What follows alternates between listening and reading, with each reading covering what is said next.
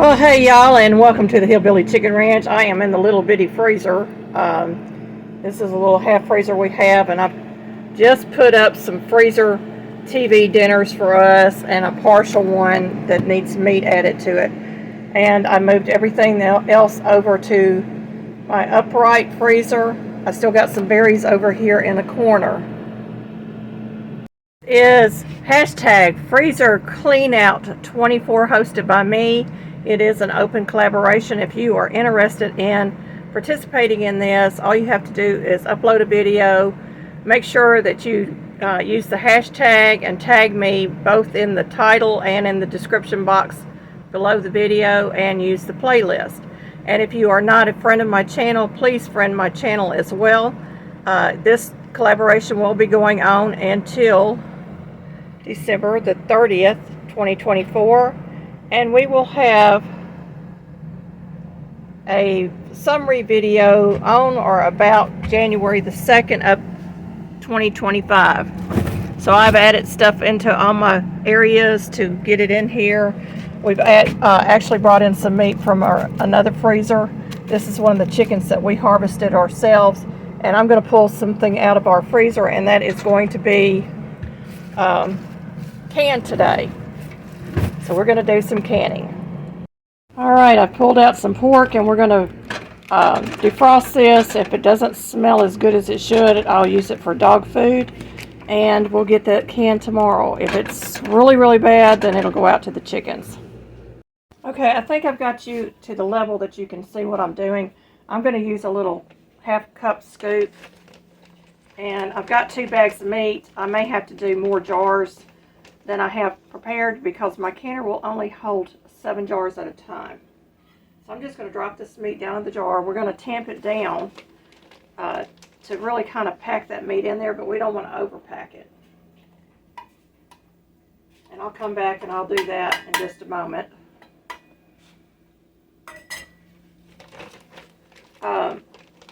If we only have enough meat left over for a jar, that might be our supper tonight. And I believe this was a church barbecue that we had. And it was leftover meat from the barbecue. I'm not really sure where it came from because we have not done any of our own pork on the grill in a long time. This is a smoked meat. It's been smoked.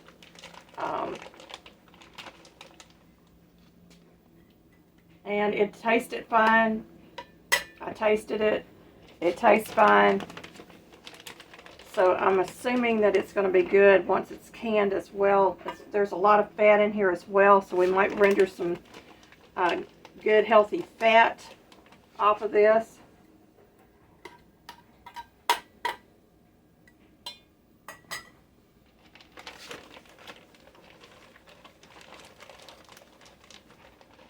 And as I said, if it was not as good as I would expect it to be, it would become dog food.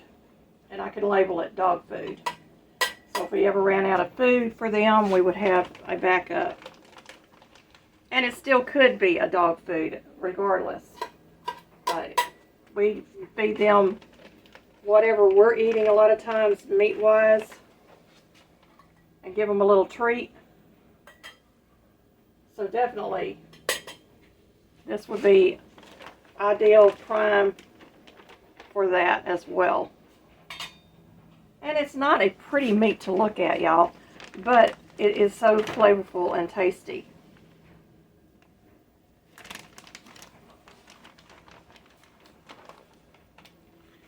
And if I wanted a smoked meat, then I would definitely put a little bit of liquid smoke in the jars.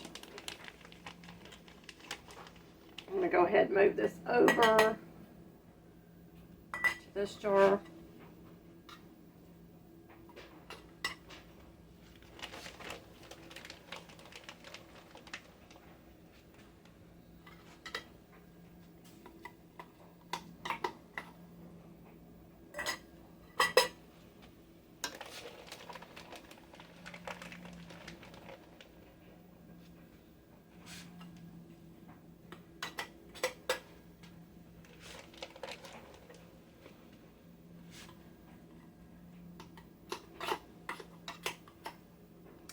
Okay, let me clean my hand up, and I'm going to grab me a wood spoon or something to tamp those down into the jars. So I'm just going to kind of press it down in there. Not overly press it, but I want to get it in there good enough that I can have a good full jar of meat for me and my husband. We can get a couple of good sandwiches out of this.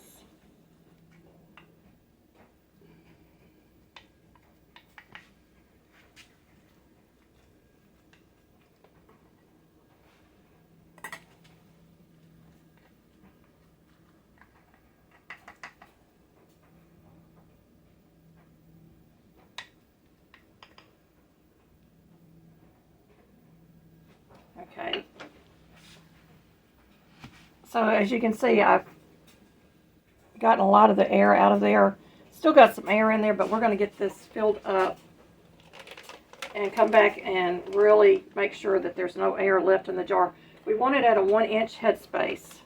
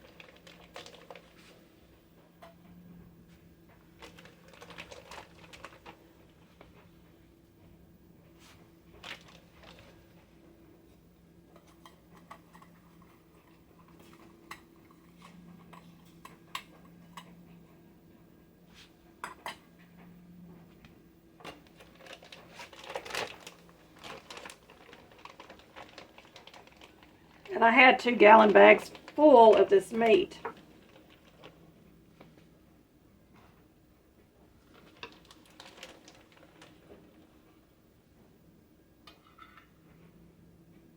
don't think I need that much.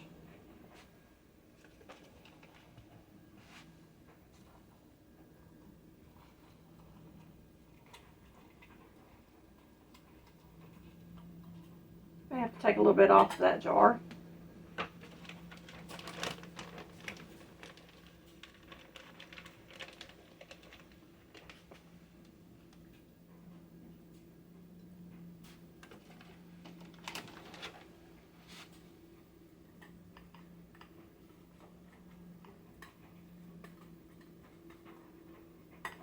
And I've got 1 jar left. And not a lot of meat left, so that's a good thing.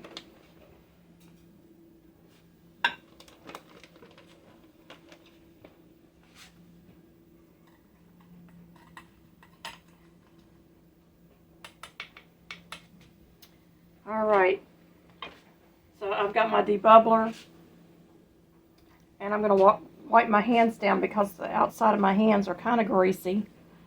And I'm going to try not to touch the rim of the jars.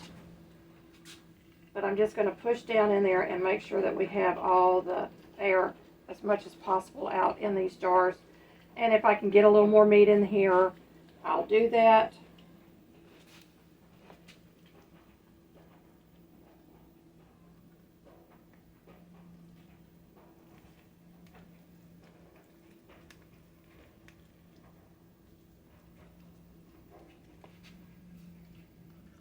Air is your enemy when it comes to canning.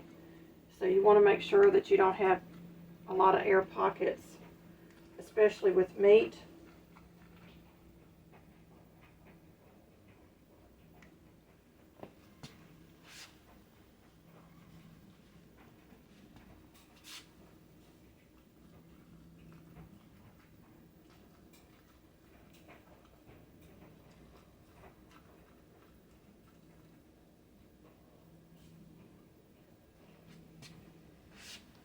And having a clean dish rag on hand really comes in handy when doing this.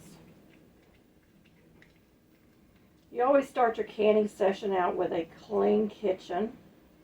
You fill your canner up with the proper amount of water according to the manufacturer's instructions.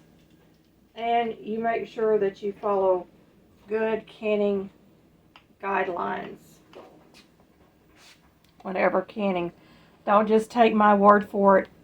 Research it yourself, because I can make mistakes. I'm only human. So we're going to push this down in here. I'm almost finished. I got one jar left after this.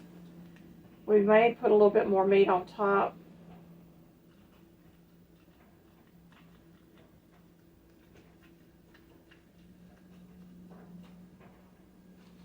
Yeah, I think I'm going to add just a tad more meat to these. A couple of them don't have as much as the others.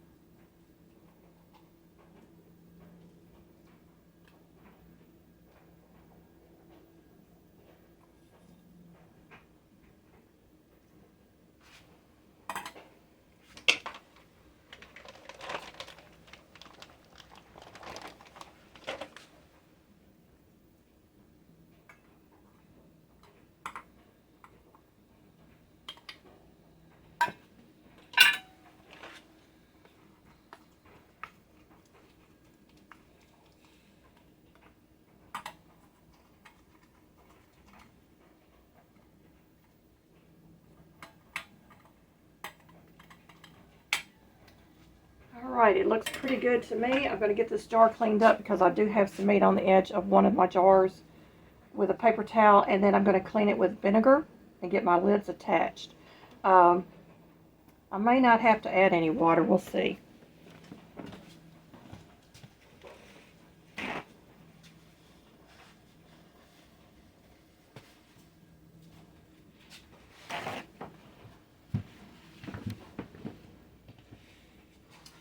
So this has a little bit of fat hanging on the edge, right there on the edge of the jar. Just going to take that off. We want to make sure we get a good seal. I've got my 5% vinegar back here, my white vinegar. And I'm going to make sure I go around the full top and edge of the jars.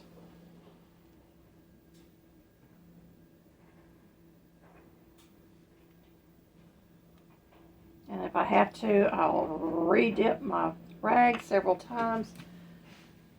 Sometimes I'll go around when I have meat in a jar. I'll go around them a couple of times with the vinegar because I want to make sure I've got all that grease and oil off the edge of my jars.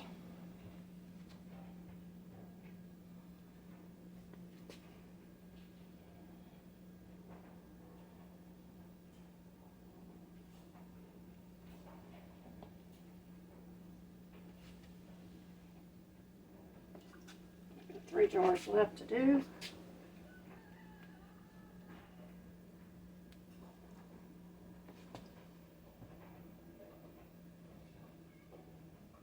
And I'm probably only going to put just a little bit of water in these. I don't want to overfill them, but I do want to make sure I have enough liquid in these.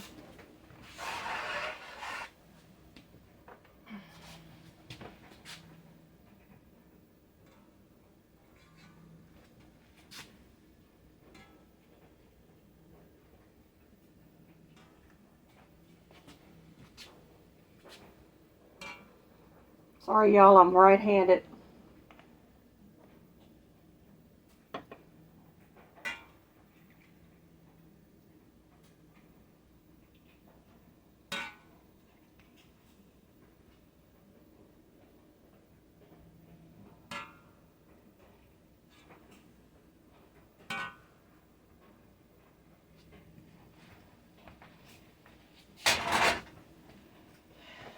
one more time,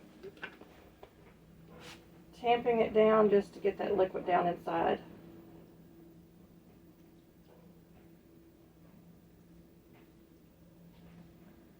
And make sure I've got all my air pockets.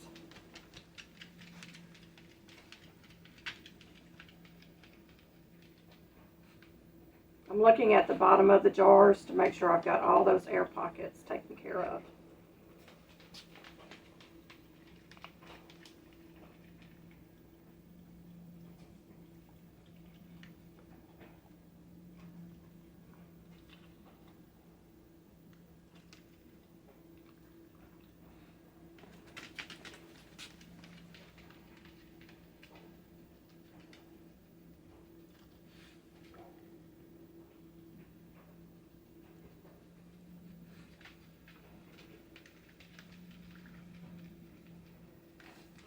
And I'm going to wipe them down one more time because I am doing a second tamp on them to make sure I've got all those air pockets out of there.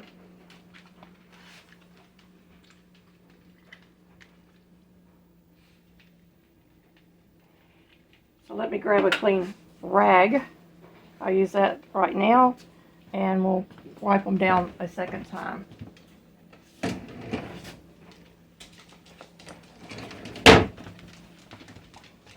Sorry about the noise, folks. That's the way it is sometimes in your kitchen. Get down in there, meat.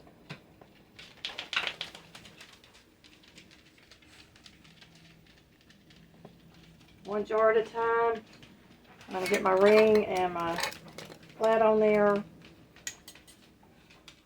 4 fingers to center. Finger on there to tighten your band. And then you want to finger tight. And into the canner it goes.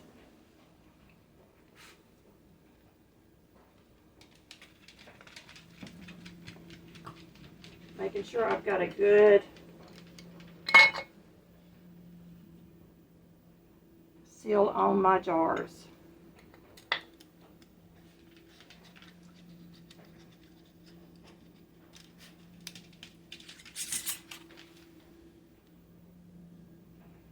So that's what it looks like in the jar before it is canned. It's still got a few air pockets in there, but it's the best I could do. Flip my vinegar rag. Make sure I get that good and clean.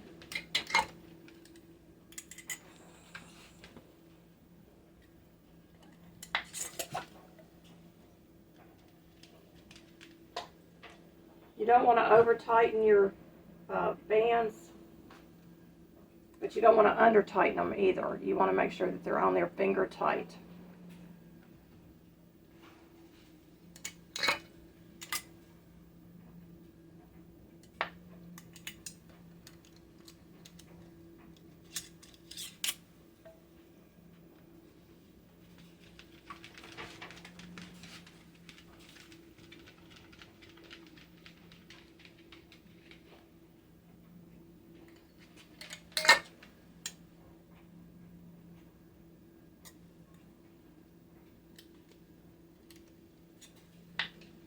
So it's 4 fingers to center your flat. It's 3 fingers to tighten to finger tight.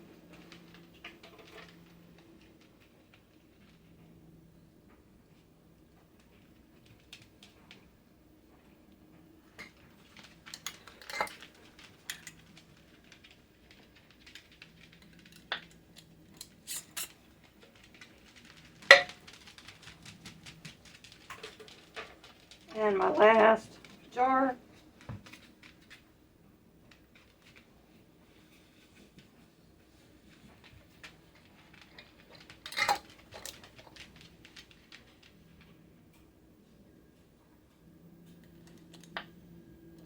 Felt it move.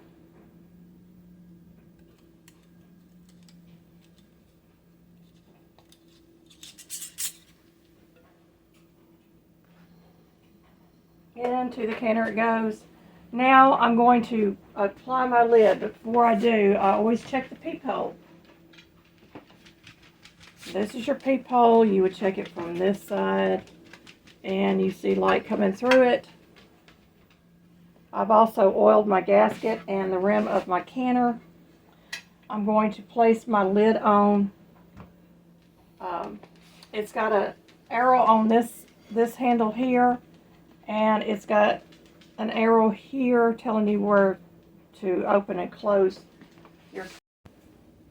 I'm going to turn my burner on to my sweet top spot, which is about 8 on my electric stove.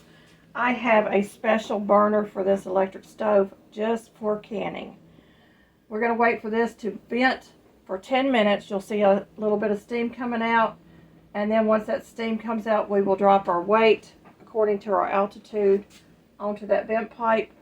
Once it starts jiggling, we will set our timer for 75 minutes. After the 75 minutes is over, we turn our heat source off. We allow it to come down to room temperature. Now, my canners usually takes between 40 and 45 minutes, and you'll know because the top will be loose, you'll be able to open it up once you remove your weight. And you won't see any steam coming out when you remove the weight. The moment of truth, folks. I'm going to lift the lid off. We're going to let it sit for 5 minutes, let it cool down in the canner. You always want to make sure you lift away from your face. So I'm just going to set that lid on there. We're going to let that go for 5 minutes, and then we're going to pull these jars out and see how they did. Alrighty, we're going in.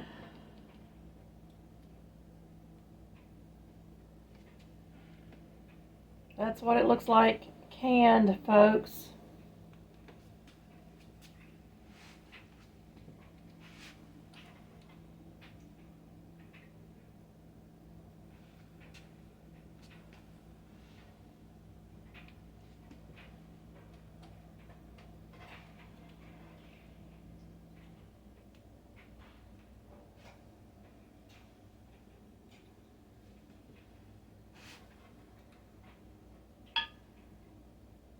They're pinging.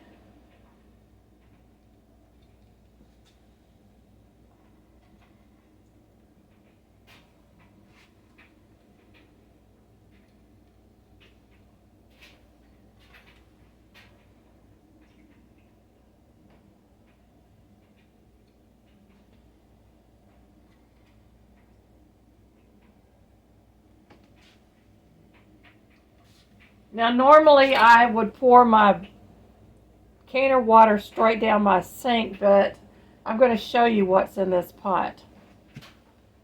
And we have some grease in there, so I don't want that going down my drain pipe and into my septic system. It will clog your pipes up. So this will get poured outside somewhere where there's a lot of weeds that I want to kill off. So we're going to use that to do that with. Those jars are bubbling. Look at those bubbles go. They are very, very hot. If you want to do a quart jar of meat, you would do it for 90 minutes in your pressure canner. Make sure you're using a wide mouth jar.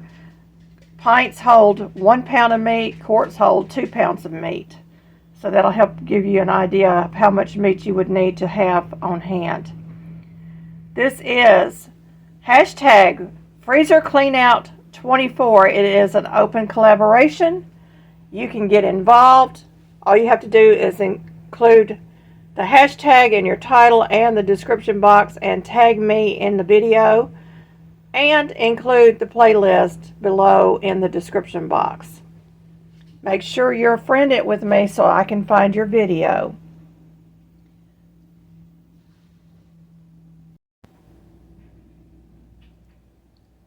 Thank you for watching, everyone.